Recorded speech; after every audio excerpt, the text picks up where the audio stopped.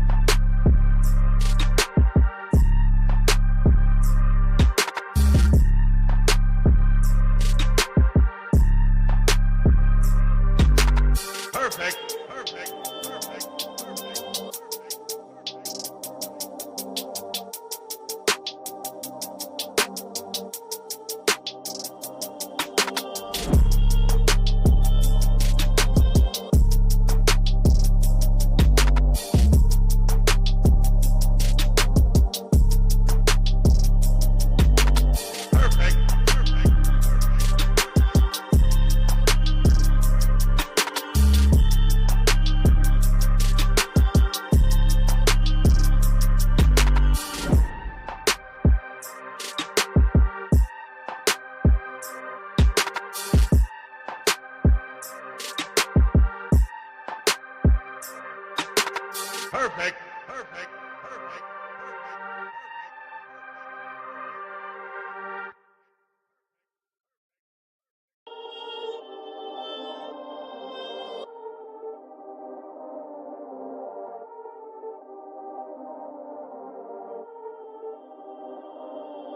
Perfect.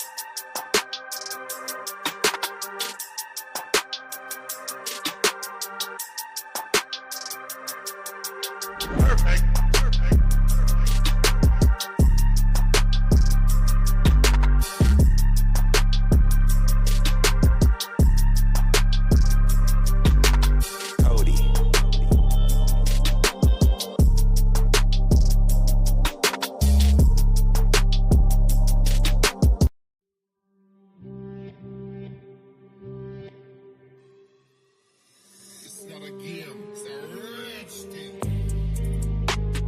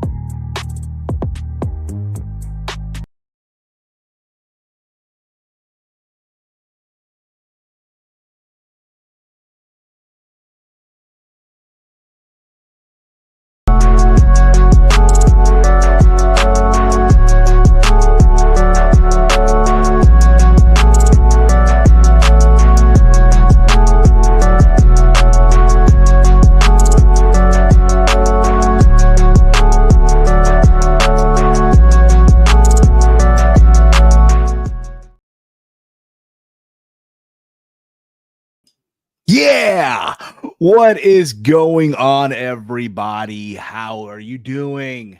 It is Monday once again. Can y'all hear me? I just want to make sure. Let me know in the chat if my audio is improved. I know last week there was a little bit of a, como se dice, a hiccup, if you will, and many people were were letting me know, hey man, your audio's not working, man. Check your audio, man. Check your feed, man. You're coming off too loud or coming on, but you get what I'm saying. Like your audio is just too loud as fuck.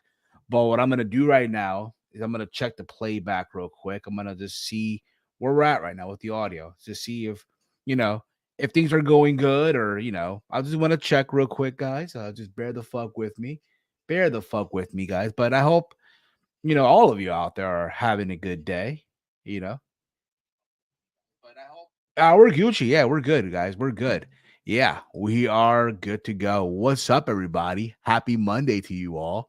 This is another live edition of Steve's Kitchen here on the Around the Point Network YouTube channel. And we're also live over on Kick.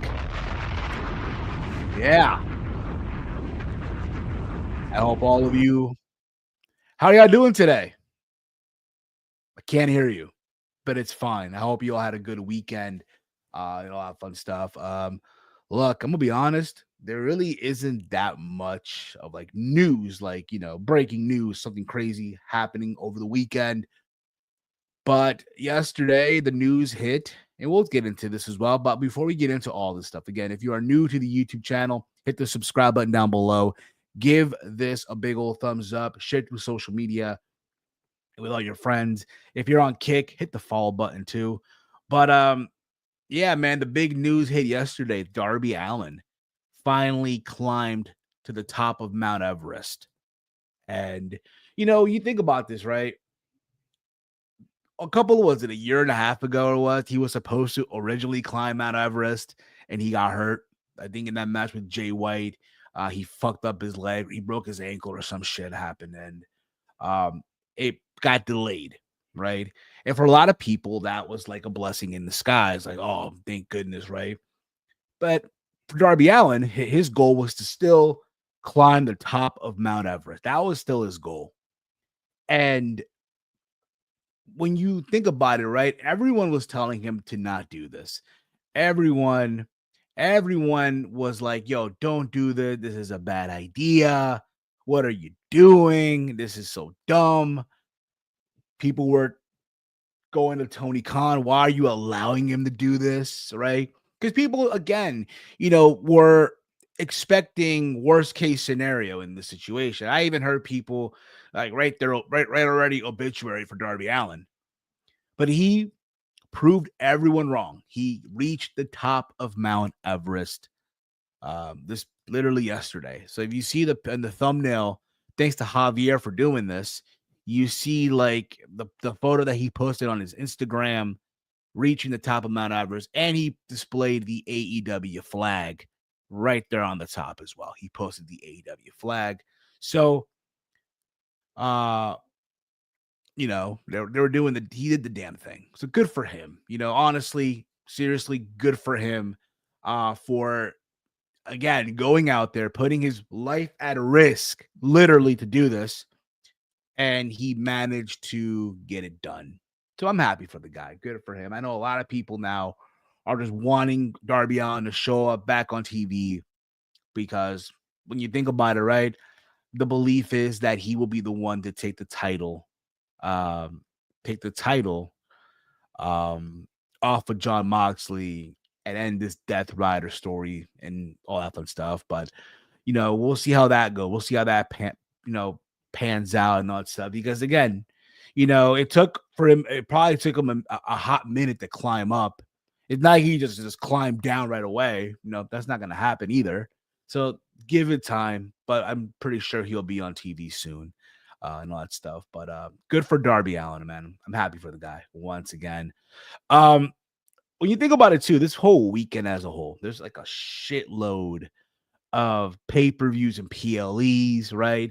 Um, this Saturday, you have Saturday night's main event, which we'll be previewing. Myself and Chase will be previewing tomorrow after Raw Rundown. So on the same stream, Raw Rundown, after we're done reviewing Monday Night Raw, we'll do our preview for Saturday night's main event.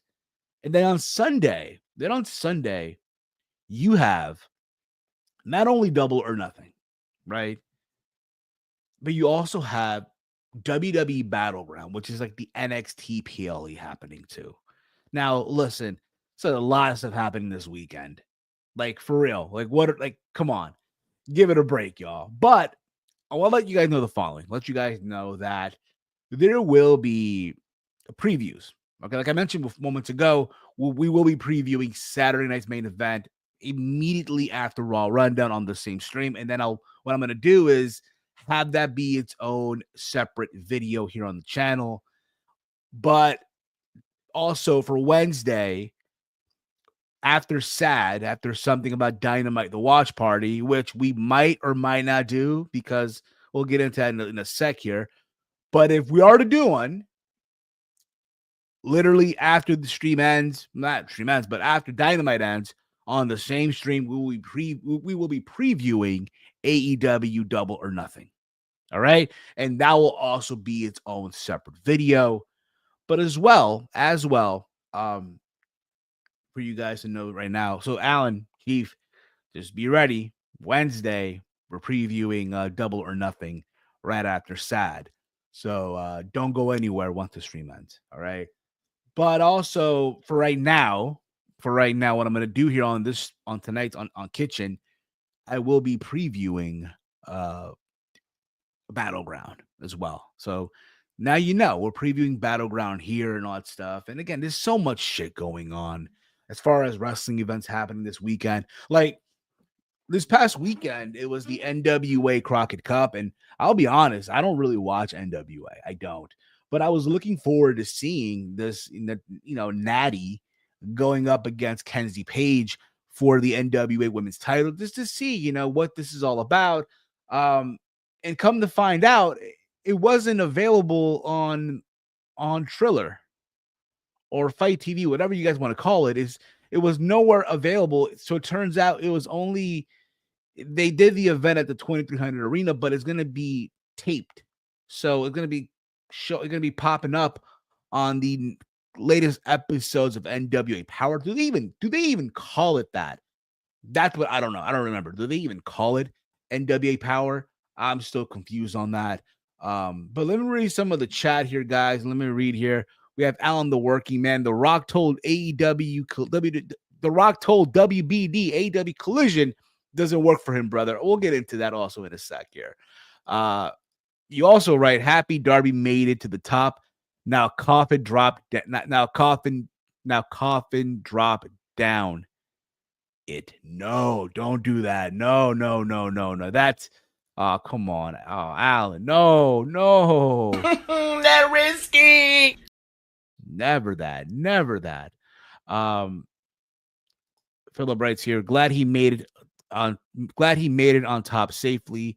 Hopefully he descends is as safe. I hope so too. I hope his descent is also safe here as well. But yeah, man, I was trying to see what can I watch the match. And again, they're taping it. It's going to be on the latest episode of Power. Again, I don't even watch NWA like that. I did hear also that they got a deal with Roku. So NWA and Women of Wrestling. So good for them on that. But still looking forward to seeing it, and nowhere to be seen. So that was kind of a bummer, if you will. I did watch SmackDown on Friday. At the same time, I was watching the Knicks versus the Celtics, Game 6, which I'll get into also in a sec here. But I did watch SmackDown for the most part. Overall, I thought the show was all right. What they did do is what's it called? By the way, this is the photo that Darby posted, right, from climbing Mount Everest, like I mentioned moments ago. So there's the photo, right? So they're doing qualifying matches for Money in the Bank. So one of the matches we saw Alexa Bliss, who officially qualified, right? She went up against She went up against Michin, that being Mia Yim, and Chelsea Green. So she qualifies, right, for the women's Money in the Bank. And for the men's, you had Solo Sikoa qualifying and for his match. Um, I think it was him, Jimmy Uso, and I forgot the other person, guys. God damn it. Someone help me out here. But if you get what I'm saying, like, yeah, he qualified. Solo Sikoa qualified for the men's Money in the Bank ladder match. Coming up on the PLE soon. So there was that. He did win his qualifying match for the most part. So that was good to see. Oh yeah, Ray Phoenix. There you go. Ray Phoenix in this match. Holy shit, dude. So yeah, Solo Sikoa was qualified. And then next week on SmackDown, they're adding 2 other qualifying matches. We're getting Shinsuke Nakamura versus LA Knight versus Aleister Black. I'll be honest here. When it comes to this match, I do feel like LA Knight is in need of a win. LA Knight is in a dire need of a fucking win here in this match. Is he going to win, though? No. Even though he did lose at WrestleMania, right? He lost at Backlash. He ate the pin. You would think, yeah, let's throw him a bone. But also, I don't think it's gonna happen. I would love to see him win. Nakamura at this point, he's just chilling right now, you know. But I think Aleister Black gets to win. Honestly, I think he pins Nakamura. So we'll see how that goes. Also, they announced for Saturday night's main event, it will be Damian Priest and Drew McIntyre going up in a steel cage match. Now, they had a very crazy, was it a Sin City street fight at WrestleMania? I was there for that. They went on to they were part of that fatal 4-way at Backlash, where, we saw, it was Drew McIntyre, it was Damian Priest, Jacob Fatu, and LA Knight, right? And again, put them in a cage Saturday night's main event. It could possibly steal the show. Could very well possibly steal the show. All right. And then also we found out the new name of Jacob Fatu. My bad, not Jacob, but Jeff Cobb. What the fuck's wrong with me? Jeff Cobb. If you remember at Backlash when he showed up and he, helped Solo Sikoa, when he helped Jacob Fatu retain the U.S. title when he attacked LA Knight. If you remember on commentary, they were referring to him as Jeff Cobb. And people, were happy to see him finally, right? On the main roster. He's not going to NXT. But now the word is out that he got a new name. That's right. Jeff Cobb has a new name. Going forward, he'll be going by the name of JC Mateo. JC Mateo will be the new name for Jeff Cobb. So the JC I get is Jeff Cobb. Mateo, I'm not sure. I'm not sure where the reference for Mateo is. Look, am I like bummed out about the name change? Not really. You would have thought, hey, Jacob Fatu kept Jacob Fatu, right? He would probably keep the name too. And no, didn't happen. Did not happen at all. But again, I'm not bummed out about it. I'm not, to be honest with you. He did have a match on SmackDown. I think it was against, let me see against who it was, because again, it's feel like a minute here. Bear with me here, guys. Bear with me here. Bear with me here. He did have a match though. He did have a win against LA Knight. He did. So he beat LA Knight in his match on Friday. So good for him, man. Good for him. But again, I'm not bothered at all by the name change. I know there's some people who are. There's some people like, oh, nah, I refuse to call him by that. Nah. That ain't happening, bro. So good for him. Good for him on that. So after this as well, there's also going to be it could be a women's qualifying match next week on SmackDown. It is going to be Zelina Vega, who is the WWE US Women's Champion, going up against Charlotte Flair, and Julia, who is now officially part of the SmackDown roster. So yeah, if you guys remember, um,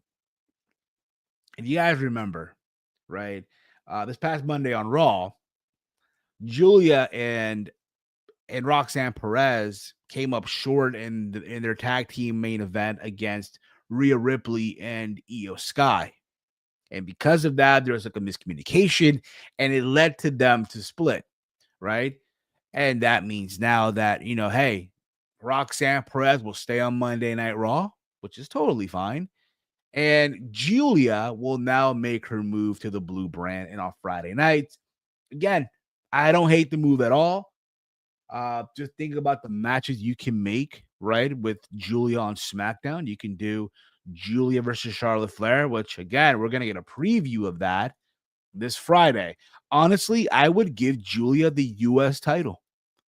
I know people are going to be bummed out. I know all the Zelina Vega fans will be bummed out about having Zelina Vega drop the belt to Julia.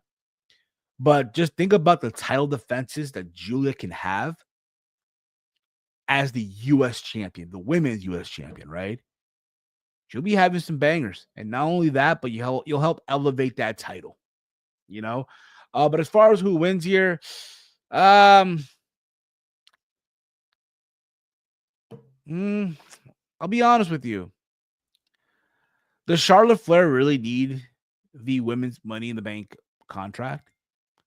Like, she's Charlotte Flair. She can get her title shot whenever she wants, right? And rightfully so. I would have Julia win and have her pin Zelina Vega, so that let Julia do her ladder match, whatever it may be. What even if she loses, hey, you know what? I did pin Zelina Vega, so that means I'm next in line. Just saying, all right.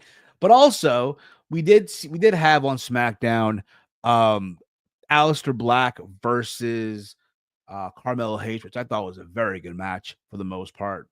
And you knew it was gonna deliver, and it fucking did. Also, you had in the main event, Tiffany Stratton versus Nia Jax for the women's championship. And for the most part, look, I thought they went out there and they tore the house down. Believe it or not. Nia Jax ended up bleeding after receiving a chair shot or a kick, a Van Daminator, if you will, from Tiffany Stratton. But Tiffany Stratton retains. There was a spot in the match.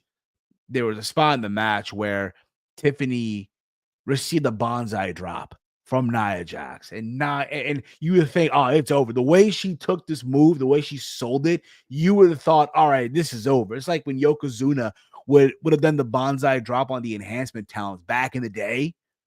And you knew it was it. It was over. 1, 2, and the referee going for 3. And Tiffany just puts her hands on the bottom rope. So quick. It was like, bro, so fucking crazy. Draven G writes here, she did need to win the Rumble, but she did. Come on.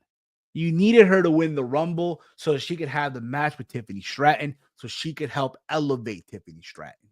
So you got to see the vision, man. You got to see the vision, right? Chief writes here, the WWE fans are mocking Jeff Cobb's size. Like, bro didn't just do a standing moonsault in his debut match. That's, you know what it is, bro? It's the casual viewer.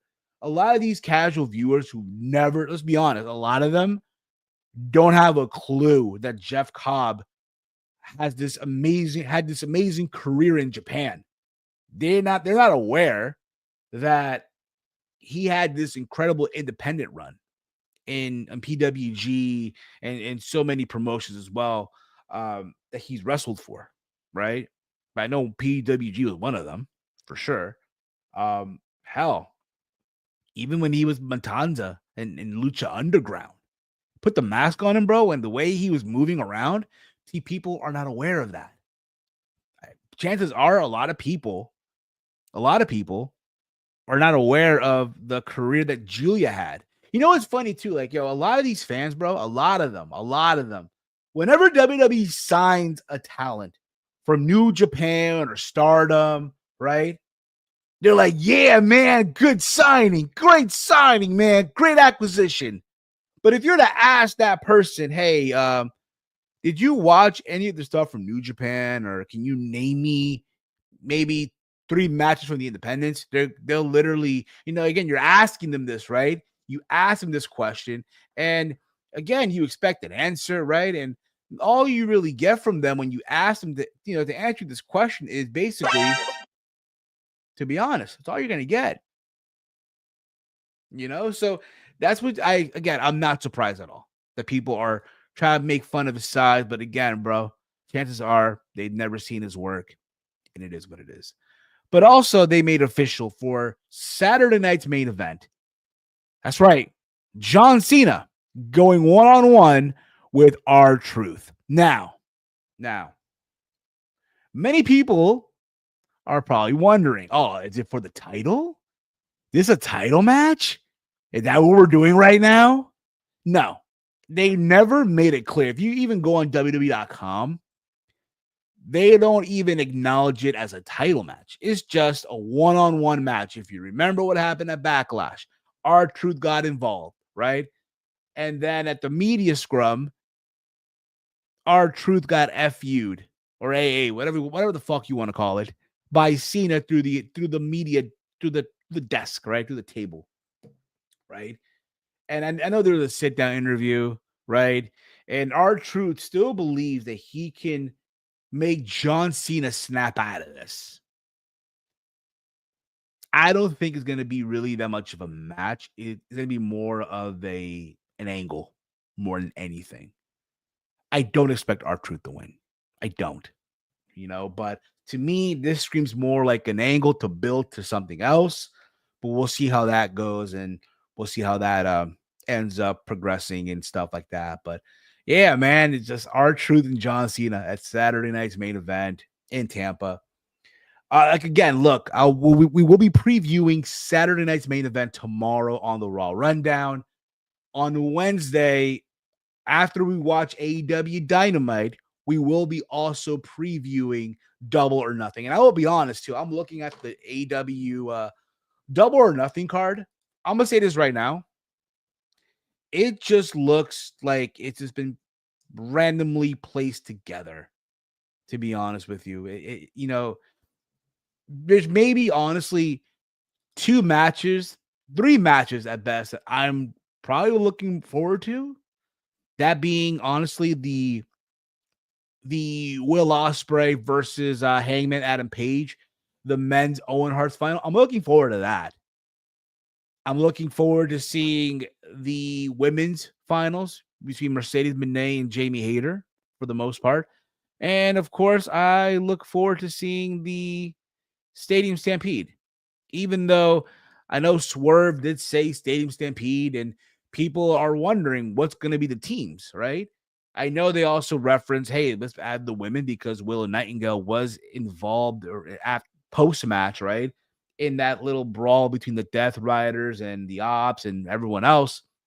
So people are wondering, oh, will they add Willow Nightingale? Will they add Marina Shafir? It's possible. It is very possible, but we'll see how that goes. Again, they haven't explained really the teams, right?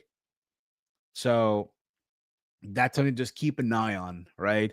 But I did hear the news. I did not get to watch Collision because again, I didn't get to watch it. Right, I had stuff going on that Saturday, but even if I did, let's be honest here, right? When it comes to AEW Collision, #AEW Collision. Saturday. Ain't nobody watching that. Come on, no one's watching that.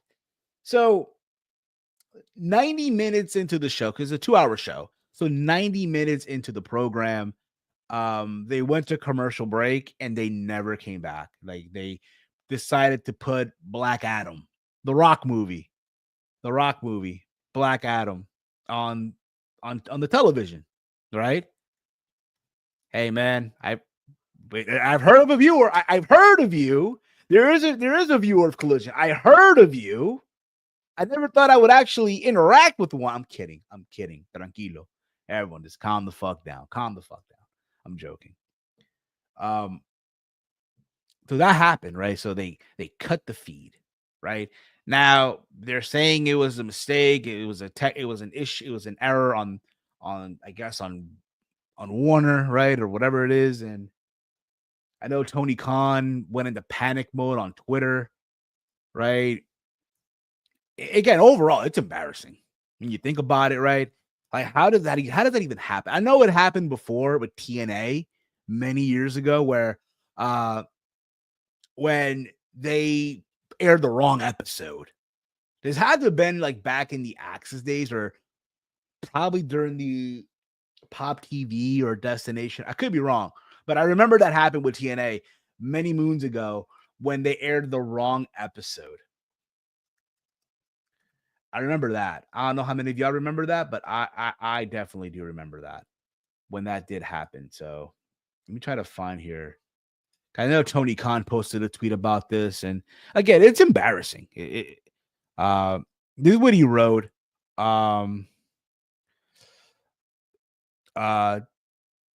This is what he wrote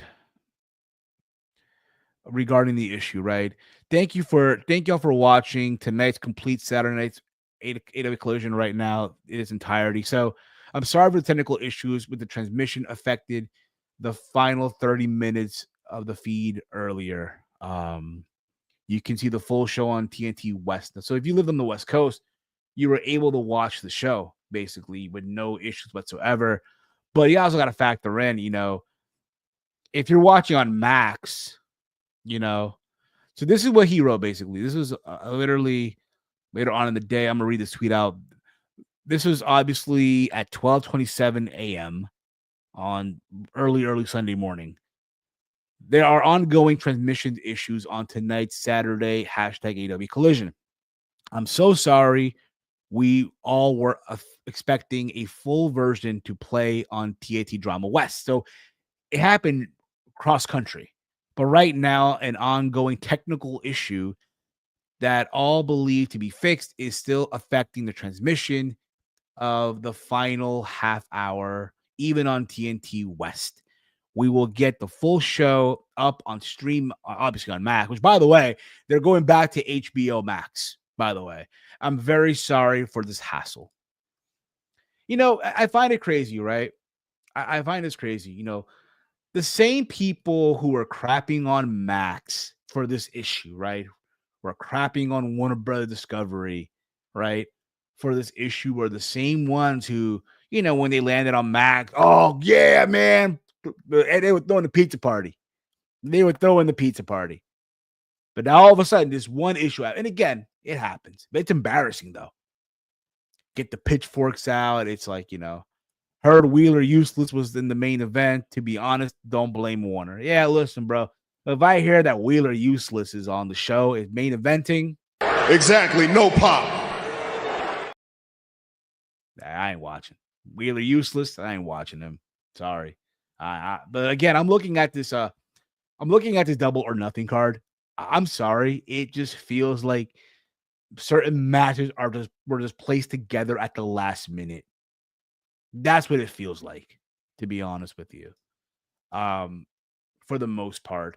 And also they might be adding, I'm hearing rumbling that they might be adding a Okada versus Mike Bailey match for whatever reason, for the Continental title. Why? I'm good. Just saying. But be that as it may, it might be happening. So there you go. I know they also added here I know they added literally the AEW tag team champions Bobby Lashley and Shelton Benjamin will be defending the AEW tag team titles against the current Ring of Honor tag team champions of the Sons of Texas. Yeah. I'll be honest. I'm not feeling it. I ain't feeling that. No one's feeling that. It just feels like we're just putting shit together. Again, let's just keep the Ring of Honor shit in Ring of Honor. right? Just saying. But I will say this. Thank you, AEW, for reminding me that Sammy Guevara is still under contract. Thank you for reminding me. The world champion isn't even on the show. So, Draven, they are going to do an Anarchy in the Arena match. Likely that's where it's going to be the Death Rider versus the Ops. So chances are that's where we see Jon Moxley on the show, who, in case, by the looks of it, you haven't watched AEW Dynamite or AEW period as a whole, it is what it is. He is still the AEW world champion. So now you know. If you didn't know, now you know. So there's that, but we'll, again, myself, most likely Chief and Allin will be previewing this on Wednesday after Dynamite. And I'll be honest. There might not even be a Saturday. There might be, might not be. Why? Because this Wednesday, oh boy, it is game 1 of the Eastern Conference Finals. Game numero uno, between the beloved New York Knicks at home going up against the Indiana Pacers in the Eastern Conference Finals. WWE planted the seeds for this. So I'm sure we all saw the game on Friday, right? The Knicks and the Celtics. Right? Look, I was expecting a very close game, right? Very close. I was expecting that, right? Because I was dreading a game 7. I was like, oh, please, no game 7. Please, no game 7, right? You know what I mean?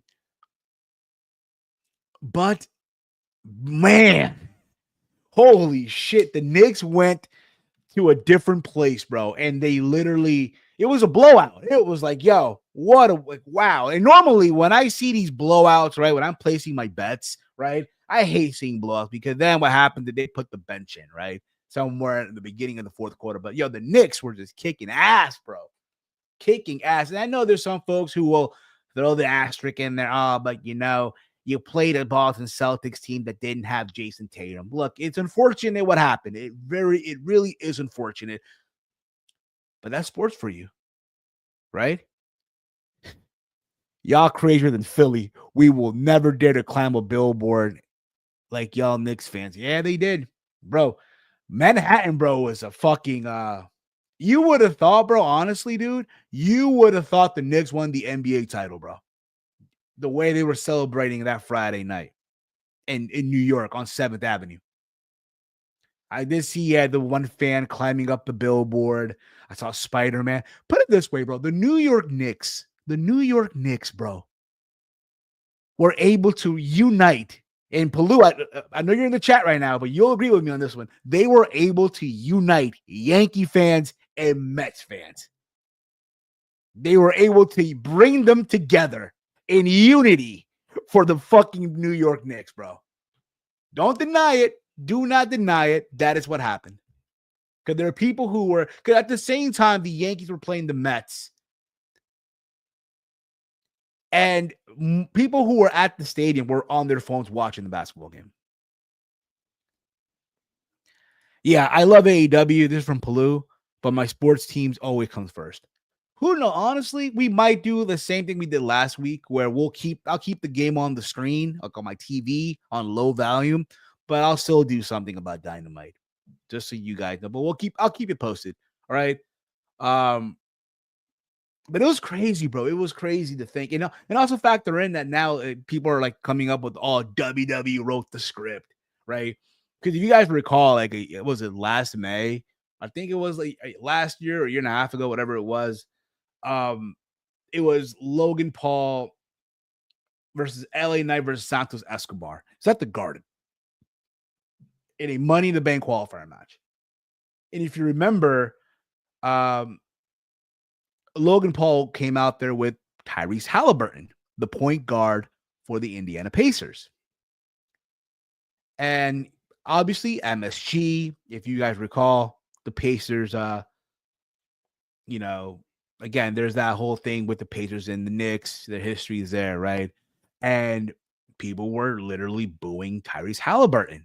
And who happened to be sitting in the front row? Jalen Brunson, point guard for the New York Knicks. many people are calling the MVP. The same Jalen Brunson who a lot of sportscasters for the last, was it a couple 2 years ago, were like questioning, why would the Knicks put so much money into him? And now look now, bro. Look at him now. Just saying.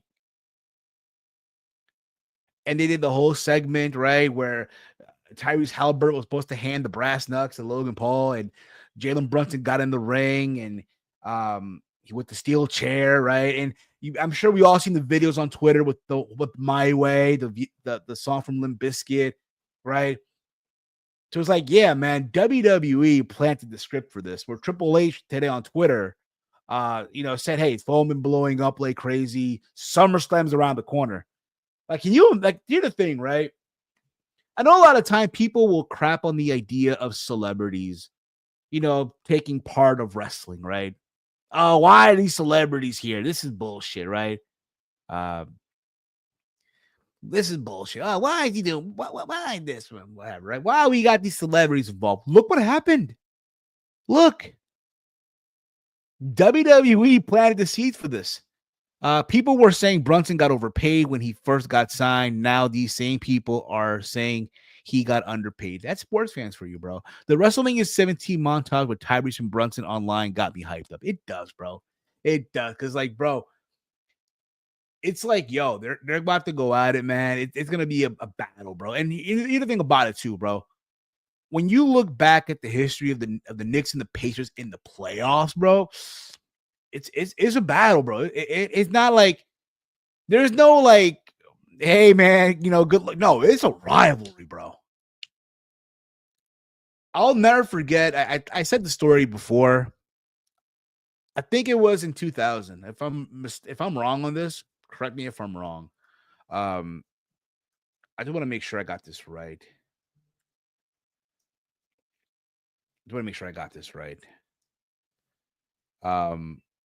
Yeah, it was.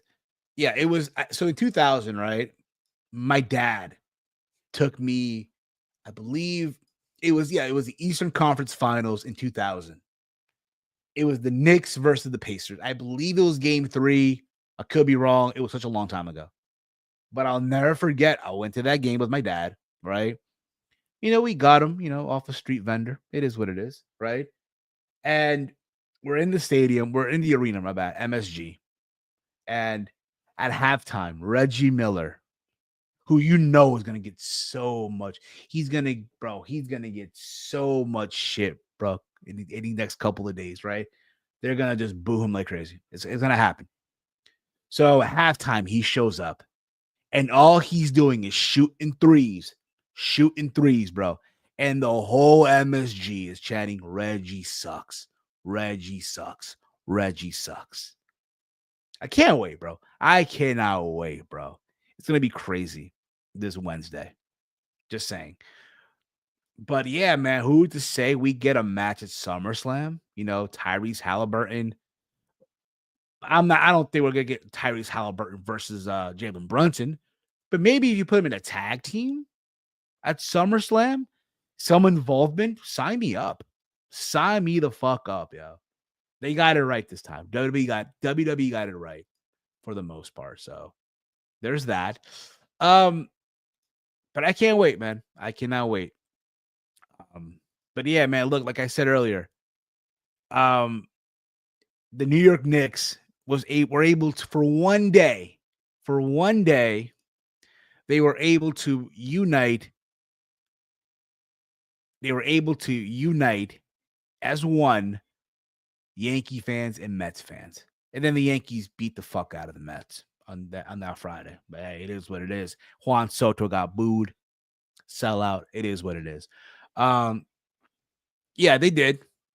They did that too, in attack, but it's been such a long time though, right? They did, yeah. It was DDP and Karl Malone, right, versus Dennis Rodman and Hollywood Hogan.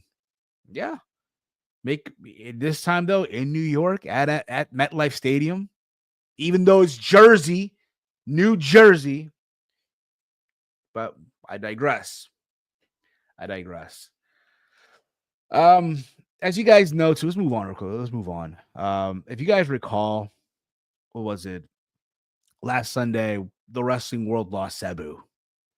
And all we knew at the time was that he passed away. And more information came out regarding, I guess, what happened, right? You know, all that stuff. And I've seen a lot of people throwing, literally, they're giving shit to GCW and Joey Janela for what happened and all that stuff. They're trying to blame them.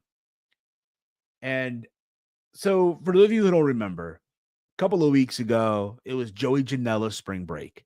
I was there. I was there for that show, right? At the Palms in Las Vegas, WrestleMania weekend. And one of the advertised matches was the main event. Joey Janela versus Sabu in a barbed wire match.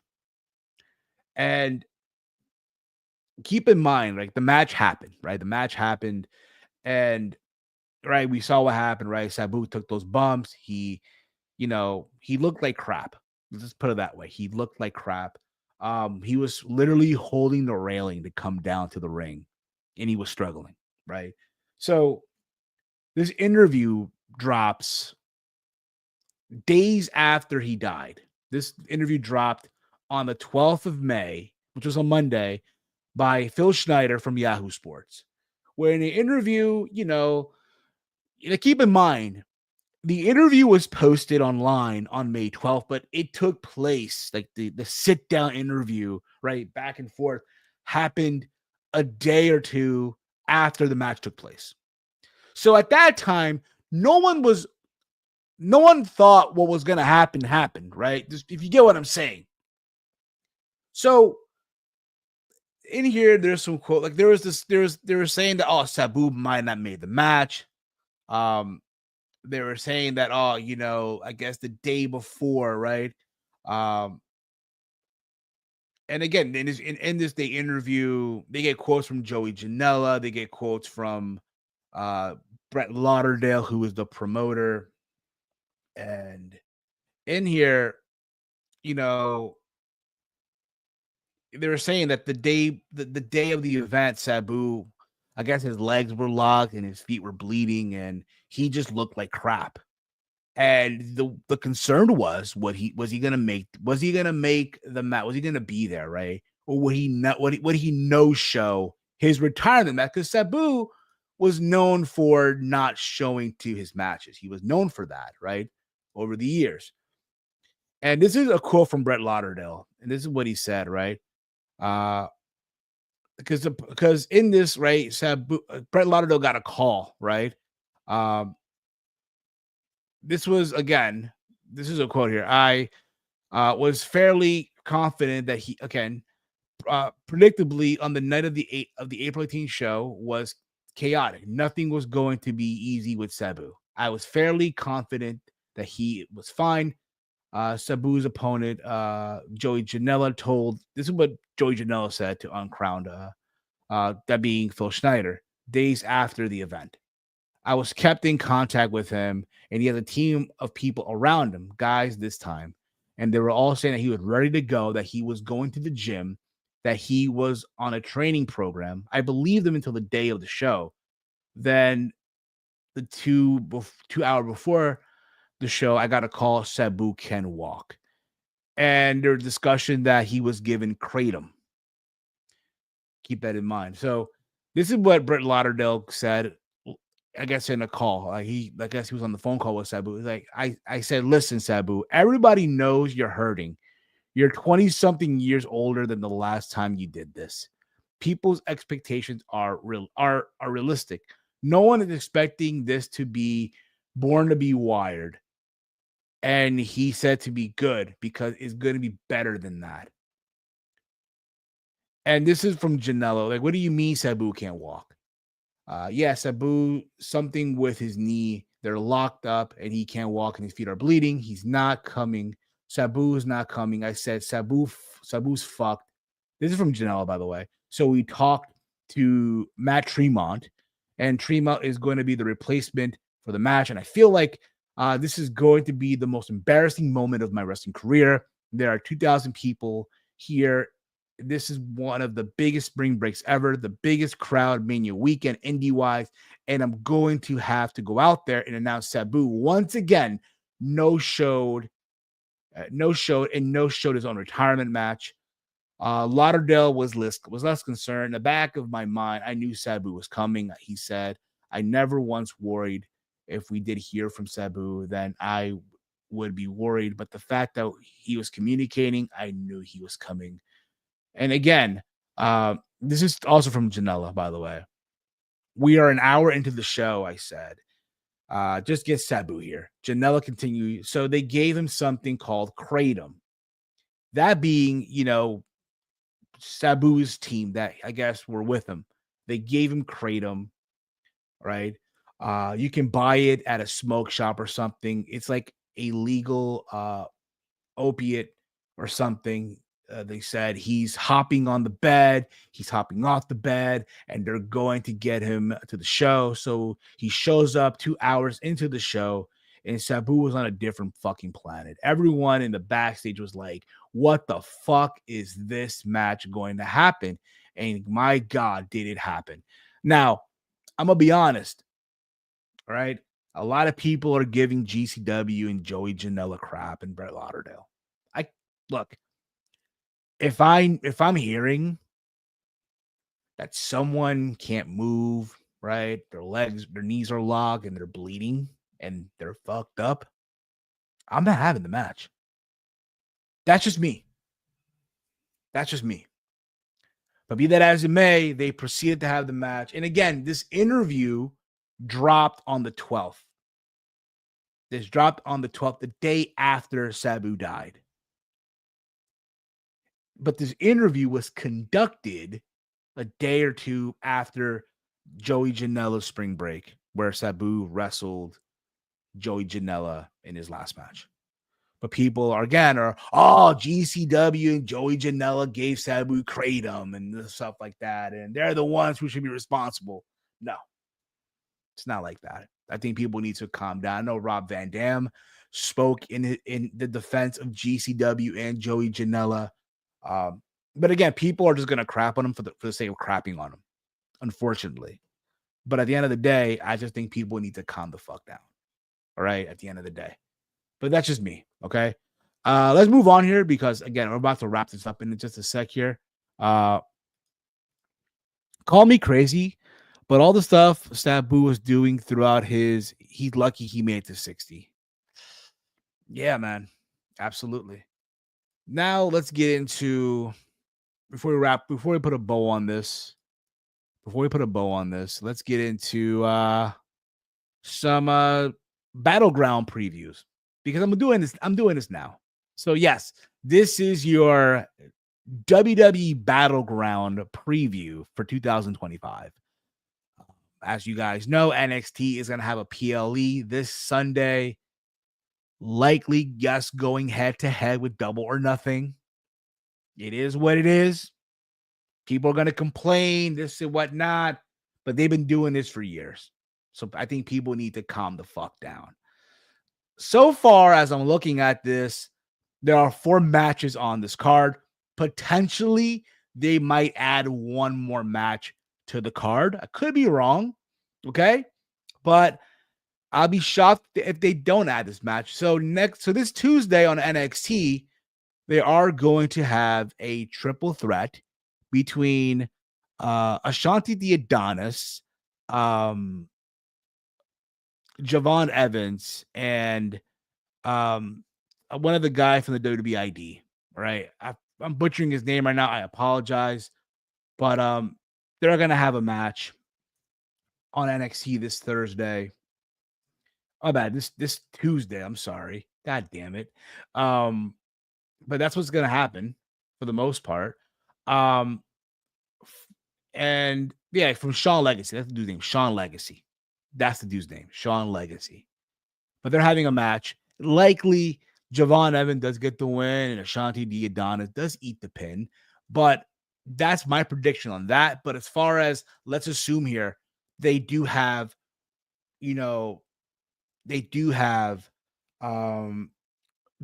Evans versus Ricky Saints for the North American Championship. It should be a fun match. Look, Javon Evans, despite how he worked himself into a shoot, despite all the Twitter stuff that happened a couple of weeks ago, there's no denying the guy can get in the ring and make it happen. In the eyes of a lot of people, he was the MVP of that triple threat match at Stand and Deliver between Javon Evans, that being himself, Obafemi, and Trick Williams. I was there for that match. I saw it live, right? Dude was just incredible. That being said, again, Ricky Saints has had some defenses on television for the most part.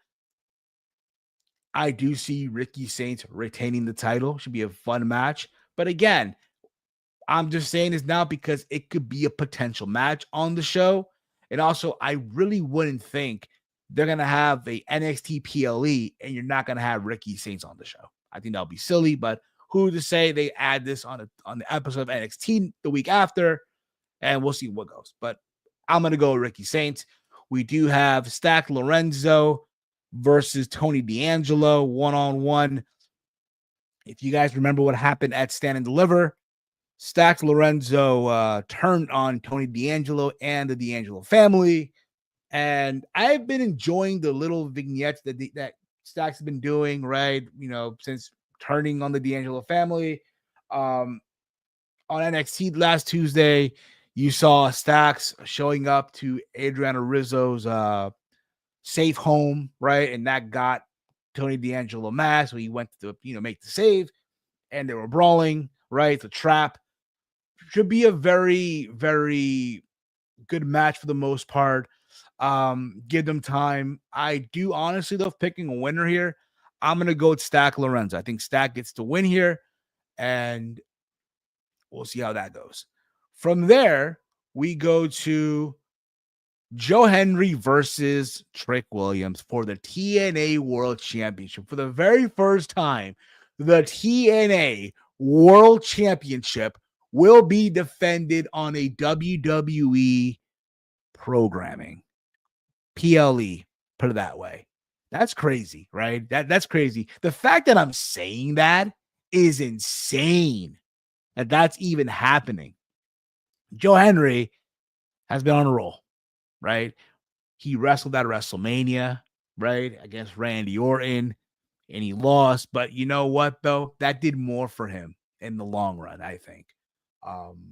He defended his TNA World title, I believe, at the last PLE, right? Pay-per-view for TNA against Ethan Page and Frankie Kazarian. I believe it was Resurgence.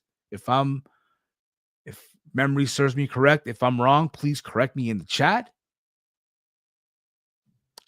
And for the most part, Trick Williams, he's upset that Joe Henry is the talk of the wrestling world right now, right? And he can just show up on the Tuesday show with that title. Also factoring in, Trick Williams isn't happy that, he didn't win the NXT title at Stand and Deliver, right? Trick Williams went into TNA and attacked Joe Henry after his title defense against Kazarian and Ethan Page, right? That was the end of that was the last image that we saw. The last image that we saw from Rebellion. I'm sorry, I said Resurgence earlier. It's Rebellion, right? That was the last image that we saw coming out of Rebellion, was Trick Williams attacking Joe Henry. So that led to Joe Henry showing up on that Battle Royal and costing Trick Williams the spot. Yes, thank you, Chief. It was Rebellion. Yes, thank you for correcting me. And I checked it myself here. Now, I'll be honest. I'm not down with what's happening this Tuesday. They're doing like a concert, right? Like Joe Henry going to sing a song, which, again, that's what he does. But Trick is going to be rapping. Like, yes, let's have a concert to build up to this title match. Again, historic in the fact that, again, the TNA World Championship will be defended on a WWE pay-per-view. PLE, whatever the fuck you want to call it. That's crazy. It really, really is when you think about it. But be that as it may, look, I'll be honest. there's a part of me, and let me know how y'all feel about this. I wouldn't mind seeing Trick Williams walk out of Battleground with the TNA World title. I wouldn't mind it at all. Being that, again, this cross promotion, this working relationship with NXT, that WWE through NXT with TNA, you would expect, okay, we've seen talent exchanges, right? But how about someone from the opposite brand or promotion company, whatever you want to call it, carrying the other company's title? Now, I don't know what TNA has in store for Joe Henry with that title. I do think, though, if that's not the way you want to go, that's not if that's not the direction you want to go, I think there's a guy who's on the come up right now, who's been on a tear in TNA, that it should be the one to take that title off of Joe Henry at Bound for Glory. That is Mike Santana. Now, this is what I would do. Again, me, of course. I would have Trick Williams defeat Joe Henry for the title, right? Now, that's just me. I don't know if how many of you guys saw this or saw the clips on Impact. I don't know how many of you watch TNA here and there, but there was a clip, I think it was last week or something like that, where Mike Santana and Trick Williams had like a little like stare off, if you will. Nothing crazy, but they had that stare off. So, hey, down the road, we might get a Trick Williams and Mike Santana. Now, what if Trick Williams walks around like, yeah, man, I'm from the other promotion. I'm carrying your title. No one can beat him.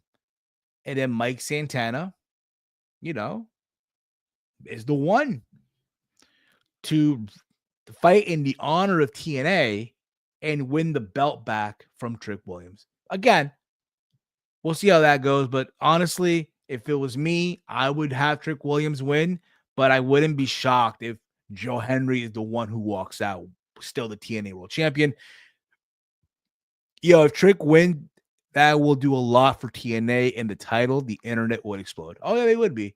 Just like if Tessa Blanchard were to walk out and be the NXT Women's Champion, but that's not happening. That's not happening anytime soon. And then we have Stephanie Vaquer, La Primera, defending the NXT Women's Championship against Jordynne Grace. This is going to be a crazy match. Very hard-hitting, back and forth. If you recall, a couple of weeks ago, Jordynne Grace and Julia had a match on NXT where they beat the fuck out of each other. There was a spot where Julia landed on her head. So crazy. It felt like you're watching a Stardom match or a match from Japan on NXT television. That's what it felt like. That being said, for the most part, Jordynne Grace, this would be, she had that match with Roxanne Perez a while ago. Was it at the Apex, right? Was it a year ago? Yeah, it was a year ago, right? She then had another shot at Stand and Deliver. This will be her third opportunity at the title, if memory serves me correctly here, right? It's over, Steve. Stephanie is taken by an LFG guy. We'll get to that in a bit here. Because I'm not done. I said main event, but I'm lying. That's not the main event. But that being said, with this match, it's going to be a good match. I still think Stephanie Vaquer retains the title, in my humble opinion. Now we get the main event, which probably won't main event, but still. You have Obafemi defending the NXT Championship versus Miles Bourne. Miles Bourne, who, was in the talk of the wrestling world ever since he won that Battle Royal. Not because he won, not because of, his story, because again, his story is a good story, right? It's someone who had a speaking problem, right? And he couldn't hear as well. He couldn't hear. He was deaf, partially deaf, something like that. And now here he is despite his disability, whatever you want to refer to it as, he's trying to prove everyone wrong. It's a good story, right? And I know people are referring to him as like a young Randy Orton. I get that. But you're asking him, can he overcome Obafemi, this monster, bro, who's been on a tear in NXT in Obafemi. Now, let's be honest here. Miles Bourne is winning. In life, he's already winning. Because if you listen to what they're saying on the internet, if you see who he's dating, he's winning. That being Stephanie Vaquer. People, I guess, saw these photos of Stephanie Vaquer with Miles Bourne together. I think it had to have been at a Miles Bourne family gathering, right? And people were like, oh, they're dating, right? Even though Stephanie Vaquer is older than Miles Bourne, even though Miles Bourne, last time I checked, was married. But if you go on his Instagram, all his photos with his wife were all gone. Right? So, look, man, Miles Bourne, if what they're saying is true, is a lucky man, bro. Lucky man. But with that being said, this match should be a good match. They're going to tell you a good story. Look at Miles Bourne. He'll probably get like a near fall in this match. One crazy ass near fall. And he'll come up, in defeat. If you also keep in mind, too, keep an eye as well on the No Quarter Catch crew. Keep an eye on them as well, man. I'm just saying, keep an eye on them as well. Keep an eye, because something tells me that Charlie Dempsey, if you notice, he's a little jealous. He's a little iffy there, right? He might cost Miles Bourne the title or the opportunity. So we'll see. He reminds me of Kyle Fletcher, not Randy Orton. I guess so. I guess with the shaved head, but it is what it is. But again, it should be a good match for the most part. But I have Obafemi and still. All right. But again, that's overall your preview for Battleground. Again, a lot of stuff going on over the week, this coming weekend, right? A lot of shit going on. You have, again, Saturday night's main event. You have on Sunday, you have not only AEW Double or Nothing, but you also have NXT's Battleground or WWE Battleground. You get what I'm saying, okay? So much shit going on. It's crazy. Most likely, look, I probably won't catch Saturday night's main event live, being that I'll be at a family gathering. So I might catch it live, might not. I might catch the replay. As far as, Sunday goes, we'll see. Most likely I'll watch Double or Nothing. I'll watch that first, and I'll keep Battleground like after, like a post, on the background. Try to watch both at the same time. It's gonna be impossible, right? But yeah, expect next Monday to be like a mother of recaps. Saturday night's main event and WWE Battleground and Double or Nothing. All recaps. Expect that all next Monday on Steve's Kitchen. Yeah, like Safes says, all of wrestling. Holy shit, bro. Holy crap. Cannot wait for that too. But that's going to be it for me, guys. Thank you all for watching. Much love to all of you. If you are new to the channel, again, hit the subscribe button down below. If you're on Kick, hit that like button, hit that follow button as well. If you're on YouTube, again, hit the subscribe, hit the like, hit that bell notification. Be notified when this channel goes live every single time, like tomorrow for the Raw Rundown. All right. Follow the Around the Point Network over on X at AT Network. Follow us there, guys. All right. Also, guys, follow me. Let me get this out of the way here. Follow me on X at Heel Steven. And you guys know the rest already. All right. See you all tomorrow for the Raw Rundown. This has been Steve's Kitchen here on the Around the Point Network. Listen. Fuck up. Get out.